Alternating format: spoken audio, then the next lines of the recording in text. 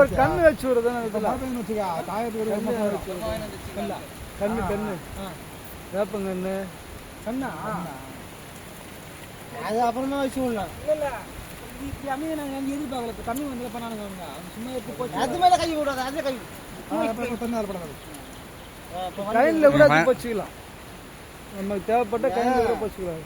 தேவசம் வரத்துக்குள்ள கல் ஒன்று ஆர்டர் கொடுத்துருவோம் பேரை போட்டு அப்படியே ஆளப்பி வச்சு ஒரு 3 நாள் இது கல் அப்படியே விட்டு மேலே வச்சிடலாம்.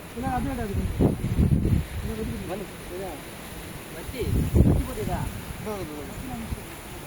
வச்சு போட்டுதா